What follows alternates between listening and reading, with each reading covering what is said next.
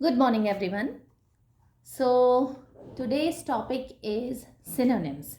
And synonyms, these actually, I have selected some synonyms, especially for SSC CGL 2024. But synonyms की अगर हम बात करें तो बहुत सारे कॉम्पिटिटिव एग्ज़ाम्स में पूछे जाने वाला ये एक टॉपिक है जो बहुत इम्पॉर्टेंट है। वोकेबुलरी का बहुत इम्पॉर्टेंट टॉपिक है। कई तरह के क्वेश्चंस बनते हैं सिनोनिम से। सो आज के टॉपिक में हम लोग सिनोनिम्स के ऊपर पूरी बात करेंगे कि क्या होते हैं सिनोनिम्स, और जो कुछ सिलेक्टेड सिनोनिम्स हैं उनका एकदम डीप एक्सप्लेनेशन यहाँ पर किया जाएगा सो दैट आप ईच एंड एवरी वर्ड को समझ पाएँ। तो सिनोनिम्स क्या होते हैं? सिनोनिम्स मतलब होता है एक जैसा मीनिंग निकालने वाला दूसरा वर्ड। तो जब दो वर्ड्स के मीनिंग एक जैसे निकल रहे होते हैं तो हम उन्हें बोलते हैं सिनोनिम्स। मतलब एक वर्ड का जो मीनिंग है उसी से मिलता जुलता, उसी के जैसा मीनिंग जो है वो आप दूसरे वर्ड के साथ में भी निकालें। जैसे पीस, पीस मतलब शांति। ट्रैंक्विलिटी मतलब भी शांति होता है, स्थिरता, शांति। ठीक है, तो ये दोनों जो वर्ड हैं वो एक दूसरे के सिनोनिम हैं, राइट। तो अब कुछ सिनोनिम्स के ऊपर जो एसएससी सीजीएल में आए हुए सिनोनिम्स हैं उनके ऊपर हम लोग बात करेंगे, सो दैट आपको समझ में आए कि क्वेश्चन कैसा आएगा और कैसे उसका सही आंसर आपको निकालना है, राइट। सो यहाँ पर कुछ क्वेश्चंस हैं, राइट। अच्छा, लेक्चर में आगे बढ़ने के पहले I request you to subscribe the channel और वीडियो को ज़रूर लाइक कर लीजिएगा, शेयर कीजिएगा, ज़्यादा से ज़्यादा लोगों तक पहुँचे। और डेफिनेटली अगर आप वीडियो ज़्यादा लोगों तक पहुँचता है और अच्छे कमेंट्स आते हैं तो ये एक मोटिवेशन हो जाता है टीचर के लिए भी कि और ज़्यादा कंटेंट ज़्यादा अच्छी तैयारी के साथ बनाया जाए। अगर आपको लगता है कि किसी चीज़ में इम्प्रूवमेंट की ज़रूरत है तो प्लीज़ कमेंट सेक्शन में कमेंट कीजिए। अगर लग रहा है कि अच्छे से पढ़ाया जा रहा है तो भी आप कमेंट कीजिए, right. So let's get started. Question number 1, it says select the most appropriate synonym of the given word। तो क्वेश्चन एसएससी सीजीएल में ऐसा भी आ जाएगा, एक गिवन वर्ड है और उससे आपको सिनोनिम निकालना है, ठीक है। तो वर्ड जो है वो है ट्रांजिएंट, ठीक है। ट्रांजिएंट मतलब हिंदी में एक वर्ड आता है, कुछ ज़्यादा ही शुद्ध हिंदी हो जाएगी यहाँ, बट एकदम याद आ रहा है अभी वो वर्ड, वो होता है क्षणभंगुर, राइट। बहुत ही टेम्प्ररी, बहुत छोटे टाइम पीरियड के लिए, राइट। बौद्ध धर्म में गौतम बुद्धा ने ट्रांजिएंट, वर्ल्ड को ट्रांजिएंट बोला है और उसके लिए एक पर्टिकुलर एक वर्ड उन्होंने यूज़ किया है, दैट इज़ अनिक्का, ठीक है। तो वर्ल्ड जो है, संसार जो है वो ट्रांजिएंट है, मतलब बहुत जल्दी बदल जाता है, टेम्प्ररी है, ये बदलाव बहुत जल्दी हो जाता है, कोई भी चीज़ स्थायी नहीं है, परमानेंट नहीं है, ये होता है ट्रांजिएंट। अब ट्रांजिएंट वर्ड है और उसके साथ में चार आपके पास में सिनोनिम्स हैं। पहला है ट्रांसफॉर्म, दूसरा टेम्प्ररी, और तीसरा ट्रांसमिट, और चौथा ट्रैप। अब अगर पता होगा आपको ट्रांजिएंट का, अच्छा, सिनोनिम्स या एंटोनिम्स, ये जो वर्ड्स हैं इनके पीछे ट्रिक क्या है? सबसे बड़ी बात तो ये है कि आप अपनी वोकेबुलरी काफ़ी अच्छे से एनरिच करें, ये बहुत ज़्यादा ज़रूरी है कि और वोकेबुलरी एनरिच करने के लिए, इसे एनहेंस करने के लिए आपको एक प्रैक्टिस देनी होगी खुद ही को कि कम से कम 25 वर्ड्स आप रोज़ ध्यान रखें, मतलब उसकी रीडिंग निकालें और रीडिंग करने के बाद में उनके जो मीनिंग है वो मीनिंग भी पढ़ें। तो जब आप बार बार ये प्रैक्टिस करेंगे, ये एग्ज़ाम के पॉइंट ऑफ व्यू से है, हम यहाँ पर लैंग्वेज के ऊपर पूरी तरह फोकस नहीं कर रहे हैं, यहाँ एग्ज़ाम को कैसे पास करना है उसके ऊपर फोकस कर रहे हैं। अगर लैंग्वेज के पॉइंट ऑफ व्यू से बात की जाए कि आपको अपना लैंग्वेज कैसे एनरिच करना है तो आप यूज़ करना स्टार्ट कर दीजिए इस वोकेबुलरी को, लेकिन एग्ज़ाम कैसे पास करना है तो आप इसकी प्रैक्टिस करें, लिखें इन वर्ड्स को, उनके मीनिंग को लिखें, राइट। कई सारे रूट वर्ड्स हैं, I have made one video, उसमें रूट वर्ड्स के थ्रू आपको बहुत सारे वर्ड्स याद कराए गए हैं। ऐसा वापस से अगर आपको लगता है कि रूट वर्ड से वापस कुछ और नए वर्ड्स के साथ वीडियो बनना चाहिए तो प्लीज़ कमेंट सेक्शन में आप कमेंट कर सकते हैं। सो डेफिनेटली उस पर एक वीडियो और बना दिया जाएगा, राइट। सो अभी इस क्वेश्चन को हम लोग देखते हैं।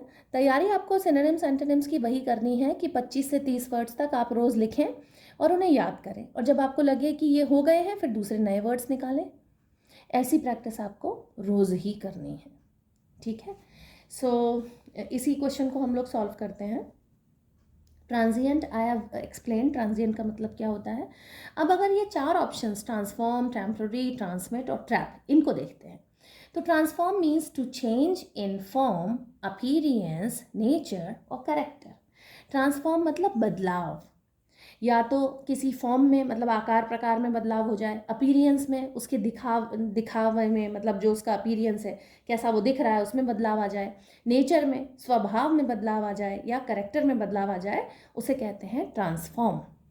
इसका एग्जाम्पल देखिए।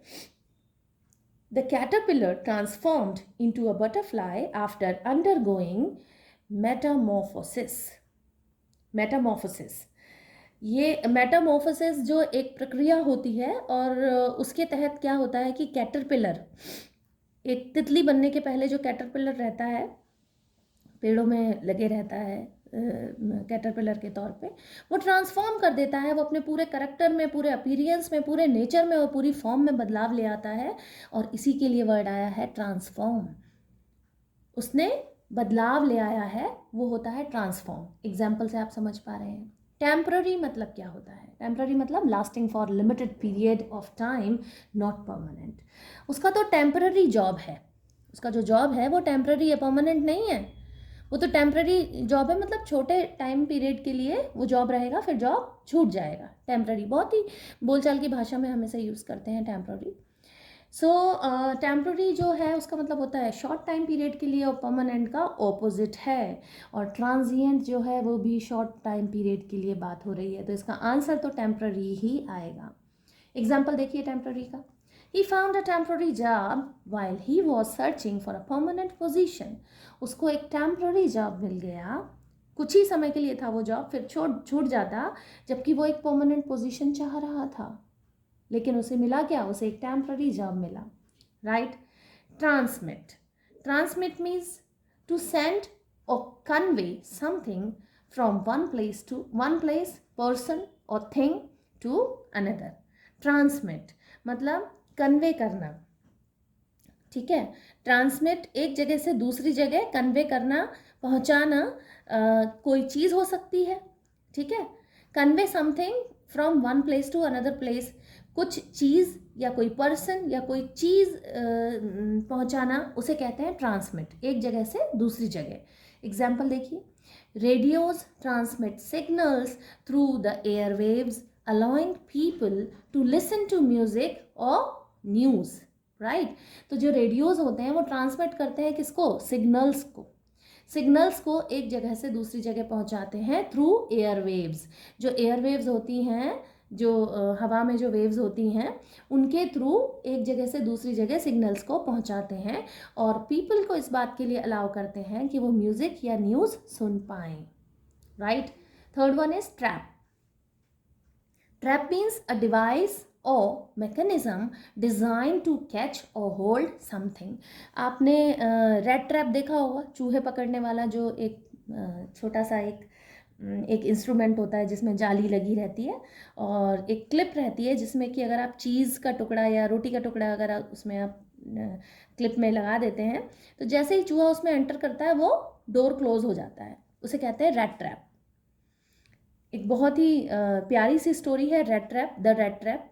12th स्टैंडर्ड इंग्लिश में CBSE की बुक में है, बड़ी ही अच्छी, बहुत मोरालिटी से भरी हुई बहुत अच्छी स्टोरी है, ठीक है। तो रेड ट्रैप, ट्रैप मतलब कोई ऐसी डिवाइस या फिर कोई मैकेनिज्म, किसी चीज़ को कैच करने के लिए, होल्ड करने के लिए, ट्रैप, राइट। एग्जाम्पल देखिए। The mouse was caught in the trap set by a homeowner to control the rodent population. rodent population, rodent मतलब यही छुछुंदर, चूहा, ये जो इस तरह के जो rodent होते हैं ना, रोडिसाइड्स भी मिलते हैं, रोडिसाइड्स किसान जो होते हैं वो रोडिसाइड भी डालते हैं, पेस्टिसाइड्स डालते हैं। तो ये रोडेंट पॉपुलेशन जो है इसके लिए, उसको कम करने के लिए जो होम ओनर हैं उन्होंने रैट ट्रैप यूज़ किया ताकि वो चूहों को कैच कर पाएँ।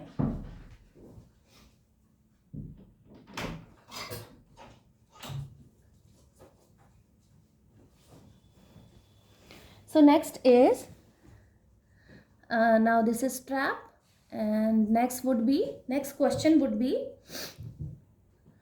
choose the option that can substitute the underlined segment correctly and complete the meaning of the sentence. Underline segment है यहाँ पर, तो उसको सब्स्टिट्यूट कर पाएंगे। सब्स्टिट्यूट जैसे टीचर का सब्स्टिट्यूशन लगता है ना किसी क्लास में जाके, मतलब कोई अगर एब्सेंट है तो उनकी जगह आपको जाना है, तो सब्स्टिट्यूट मतलब ये जो अंडरलाइन सेगमेंट है उसकी जगह आपने दूसरा वर्ड रख दिया है तो उसे सब्स्टिट्यूट कर पाएगा, इसका मतलब सिनोनिम है उसका। ठीक है, सेंटेंस देखिए, Navika is a superb and impressive child in her class. So Navika जो है वो एक सुपर्ब और इम्प्रेसिव, सुपर्ब मतलब बहुत ही शानदार बच्ची है, इम्प्रेसिव है मतलब उसका इंटेलिजेंस जो है लेवल है वो बहुत अच्छा है और इम्प्रेस करती है वो। ठीक है, उसकी क्लास में वो ऐसी बच्ची है। तो सुपर्ब और इम्प्रेसिव की जगह इसका सब्स्टिट्यूशन क्या हो सकता है? Splendid, brilliant, dazzling, vivid. इनके मीनिंग देखिए। Splendid means magnificent, very impressive. Splendid मतलब होता है मैग्निफिशेंट या फिर वेरी इम्प्रेसिव। ठीक है, so the view from the mountain top was splendid, शानदार है, with vast stretches of untouched wildness spreading out before us. जो व्यू है माउंटेन टॉप का, मतलब जो पहाड़ के ऊपर जो टॉप है, एकदम टॉप पे पहुंच गए हैं, वहाँ से जो व्यू आ रहा है, वहाँ से जो विहंगम दृश्य जो आ रहा है, कई बारी हिंदी के बहुत अच्छे वर्ड्स याद आ जाते हैं एकदम शुद्ध हिंदी वाले, तो वो जो विहंगम दृश्य दिखाई दे रहा है माउंटेन टॉप पर, वो स्प्लेंडेड है, वो शानदार है। विद वास्ट स्ट्रेचेस, वास्ट मतलब बहुत विशाल, स्ट्रेचेस मतलब बहुत विशाल तौर पर बहुत दूर तक आप देख रहे हो, स्ट्रेचेस फैलाव है, स्ट्रेचेस मतलब फैलाव है। And untouched wilderness, untouched wilderness मतलब जहाँ लोगों का ज़्यादा आवाजाही नहीं है, अनटच्ड है वो जगह, लोग उस जगहों पर ज़्यादा नहीं आते जाते। स्प्रेडिंग आउट बिफोर अस, हमारे सामने ऐसा प्यारा सा दृश्य फैला हुआ है। ठीक है, ब्रिलियंट मतलब होता है एक्सेप्शनली क्लेवर और talented, shining brightly with light और कलर्स, ये होता है ब्रिलियंट। ठीक है, अब यहाँ पर सुपर्ब और इम्प्रेसिव आया है और दो वर्ड्स आ रहे हैं आपके पास में, स्प्लेंडेड और ब्रिलियंट। डेजलिंग और विविड तो होगा ही नहीं, तो स्प्लेंडेड इसका मतलब होता है शानदार, और ब्रिलियंट जो ख़ासतौर से चाइल्ड के लिए जो होता है, चाइल्ड ब्रिलियंट बात की जाती है चाइल्ड के लिए, बहुत ही कॉमन सा वर्ड है, ब्रिलियंट बच्चा है ना, बहुत ब्रिलियंट चाइल्ड है। तो यहाँ पर मोस्ट अप्रोप्रिएट अगर ढूंढेंगे तो हमें मिलेगा ब्रिलियंट रादर देन स्प्लेंडेड। ऐसे कंफ्यूजिंग क्वेश्चन भी मिल जाएंगे आपको क्वेश्चन पेपर में, जहाँ आपको स्प्लेंडेड भी लगेगा अच्छा शानदार, लेकिन ब्रिलियंट यहाँ पर है क्योंकि सुपर्ब और इम्प्रेसिव की बात हो रही है, और ब्रिलियंट मतलब एक्सेप्शनली जो टैलेंटेड होता है वो ब्रिलियंट है। ठीक है, तो यहाँ आंसर आएगा ब्रिलियंट। नेक्स्ट हम लोग जो थर्ड ऑप्शन है वो देख लेते हैं। It is dazzling. डेजलिंग मतलब एक्सट्रीमली ब्राइट, इम्प्रेसिव और ब्यूटिफुल। ब्राइट हो, इम्प्रेसिव हो, ये ब्यूटिफुल हो, डेजलिंग एकदम चमकदार। The fireworks display was truly dazzling, lighting up the night sky with vibrant colors and intricate patterns।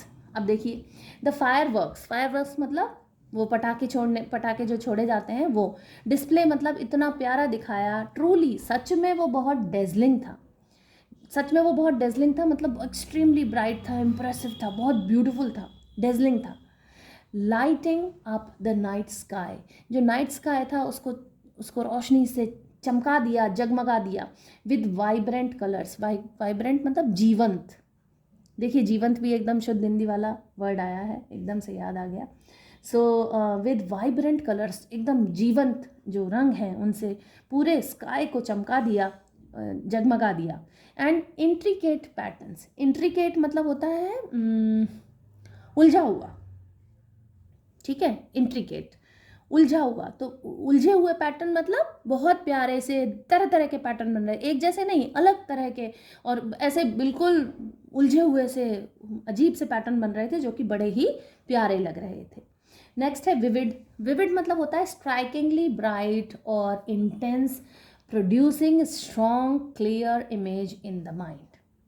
So strikingly bright और intense, ये producing strong and clear image in the mind, ये vivid होता है, मतलब एकदम bright, चमकदार, intense, बहुत ही ज़्यादा इंटेंस और चमकदार जो चीज़ होती है उसके लिए विविड यूज़ होता है, विविड।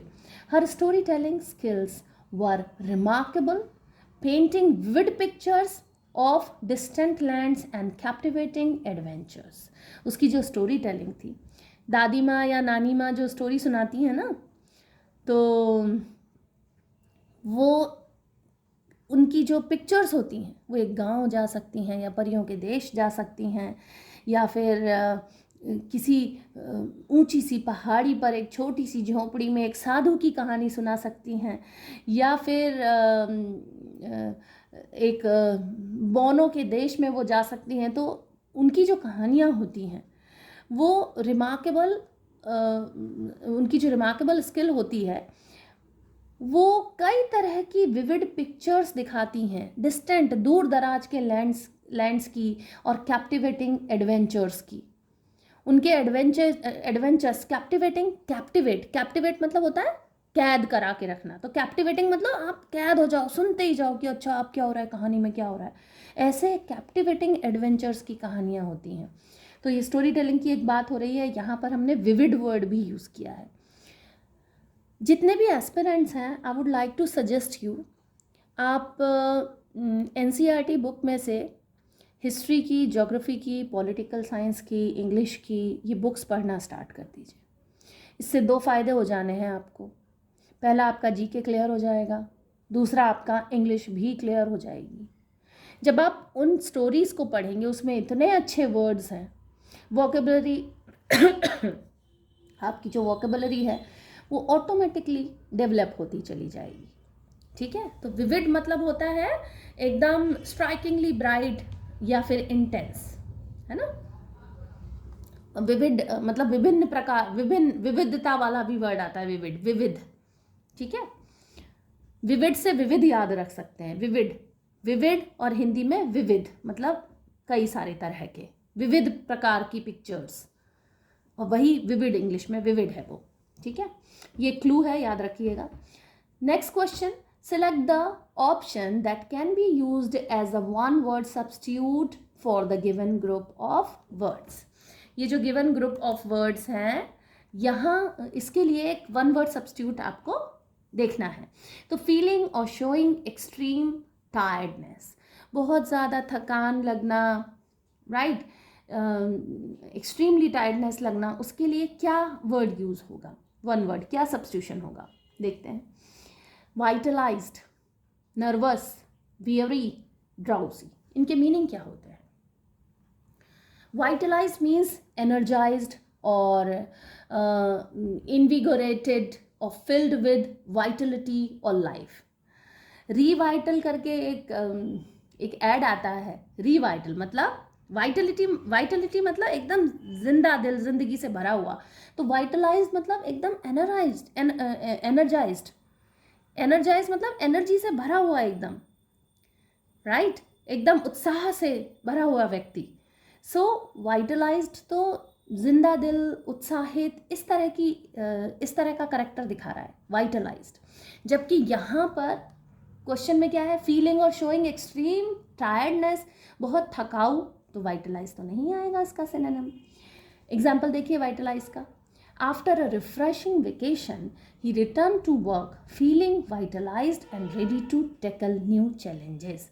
एक रिफ्रेशिंग वेकेशन हुआ, अच्छी सी छुट्टियां मनाई किसी व्यक्ति ने, और फिर वो व्यक्ति जब वापस आया अपने काम के दौरान ऑफिस में, तो एकदम वाइटलाइज, एनर्जेटिक रहा वो, और हर तरह के नए चैलेंज को टैकल करने के लिए, हैंडल करने के लिए एकदम रेडी था। सेकंड ऑप्शन देखिए, नर्वस, फीलिंग अनईजी, एंग्शियस और एप्रीहेंसिव, इजीली एजिटेटेड और टेंस। तो मतलब नर्वस मतलब होता है एजिटेटेड रहना या टेंस रहना, या फिर एंग्शियस चिंता में रहना, अप्रहेंसिव रहना, ये सब होता है नर्वस। ठीक है, नर्वस तो वैसे भी कॉमन बोलचाल का शब्द है। एग्जाम्पल देखिए नर्वस का, she felt nervous before her job interview, unsure of what questions the interviewer might ask. जो इंटरव्यूअर है, जो इंटरव्यू लेता है वो इंटरव्यूअर होता है, तो इंटरव्यूअर से वो डर गई और बड़ी नर्वस हो गई कि भगवान ही जाने वो क्या ही क्वेश्चंस पूछेगा इंटरव्यूअर, और इस बात को लेके वो बड़ी ही नर्वस हो गई, वो एंग्शियस हो गई, उसको बड़ी चिंता हो गई इस बात की कि भगवान ही जाने वो क्या ही क्वेश्चंस आगे पूछने वाला है।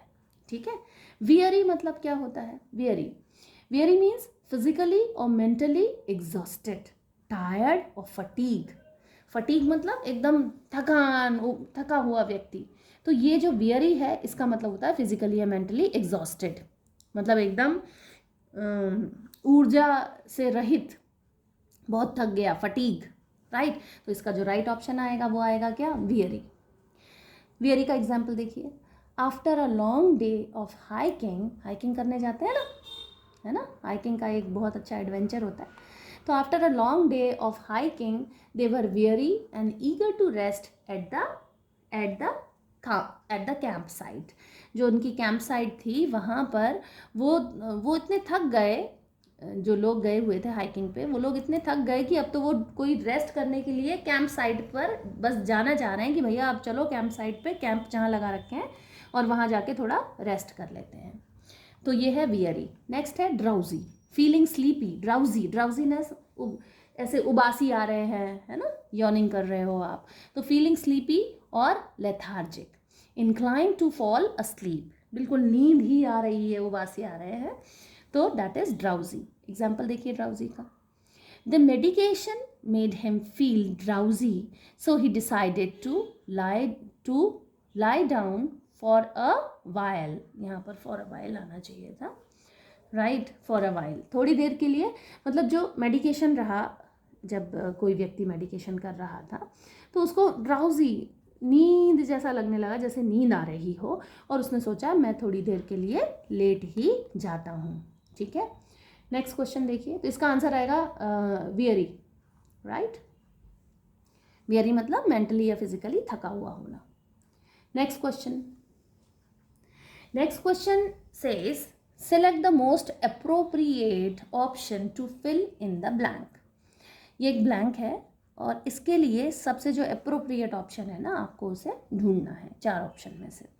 तो सेंटेंस क्या है, सेंटेंस है द एंगल्स आर इक्वल, जो एंगल्स हैं वो इक्वल हैं, कॉन्सिक्वेंटली द साइड्स आर, जो एंगल्स हैं वो इक्वल हैं, एक जैसे हैं, समान है, कॉन्सिक्वेंटली इसीलिए, consequently the sides are, consequently the sides are, तो कॉन्सिक्वेंटली जो साइड्स हैं, जो उसके बाद के जो साइड्स हैं, है ना, वो क्या होंगे, साइड्स आर इक्वल।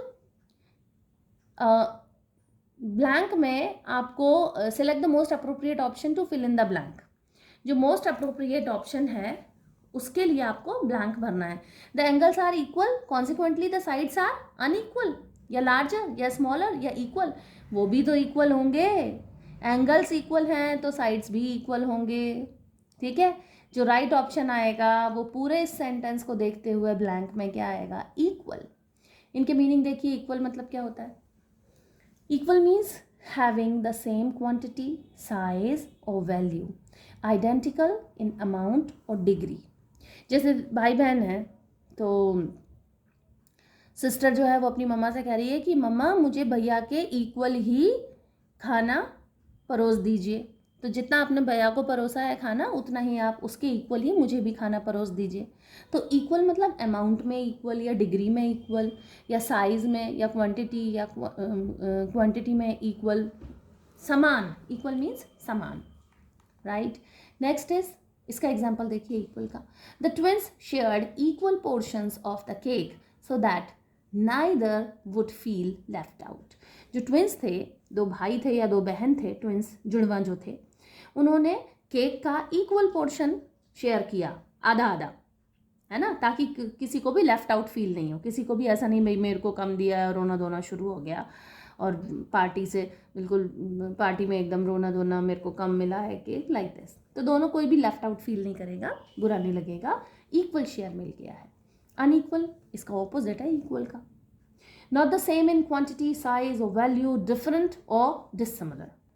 ठीक है, अनइक्वल मतलब असमान।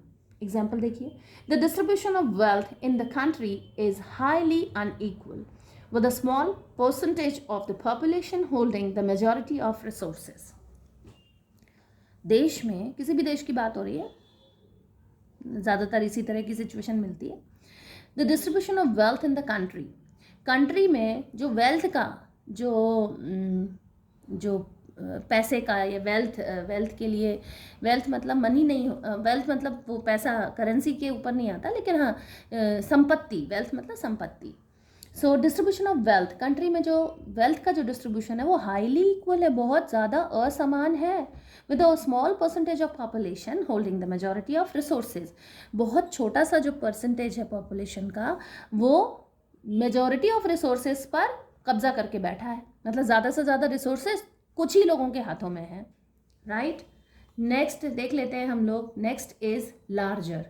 Larger means greater in size, extent or quality or quantity than something else। Larger मतलब जब हम दो चीज़ों को कंपेयर करते हैं तो जिसमें ज़्यादा क्वांटिटी हो, जिसका साइज में लार्जर हो, जिसकी एक्सटेंट में लार्जर हो, like this field is larger than the previous one. जो खेत हैं वो दो फील्ड को कंपेयर कर लो तो one is larger than to another one. ठीक है, एग्जाम्पल देखिए, the large suitcase is perfect for long trip because it can hold a lot of clothes and personal items। ठीक है, तो द लार्जर या लार्ज सूटकेस, जो large suitcase है वो लॉन्ग ट्रिप के लिए अच्छा है क्योंकि बहुत सारी चीज़ों को और पर्सनल आइटम्स को वो होल्ड कर पा रहा है। ठीक है, नेक्स्ट इज स्मॉलर। स्मॉलर मतलब साइज में, एक्सटेंड में या क्वांटिटी में कम होना। ठीक है, स्मॉलर। सो एग्जाम्पल देखिए स्मॉलर का। She chose the smaller cupcake since she didn't want to indulge too much after dinner। उसने एक स्मॉलर कपकेक होता है, टेस्टी सा कपकेक था, तो उसने एक छोटा सा कपकेक चूज़ किया क्योंकि वो डिनर हो चुका था उसका, और डिनर के बाद में वो बहुत कुछ ज़्यादा नहीं ही खाना चाहती थी, right. So these are the synonyms for today. Next lecture में हम लोग इसी तरह के एक्सप्लेनेशन के साथ में और सिनोनिम्स देखेंगे, एंटोनिम्स पर बात करेंगे, राइट। वोकेबुलरी में जो भी टॉपिक्स आपके कवर होते हैं कॉम्पिटिटिव एग्ज़ाम में, वो सारी चीज़ें कवर की जाएंगी। आप लोगों को अगर ऐसा लगता है कि कोई पर्टिकुलर इंग्लिश का कोई पर्टिकुलर एरिया है जो छूट रहा है या आपको उसके ऊपर लेक्चर चाहिए, तो डेफिनेटली कमेंट सेक्शन में जाकर कमेंट कीजिए, राइट। उसके ऊपर लेक्चर मिल जाएगा आपको। और अपनी तैयारी अच्छे करते रहिए। वीडियो को ज़रूर लाइक कीजिए, शेयर कीजिए। Keep learning. Thank you so much.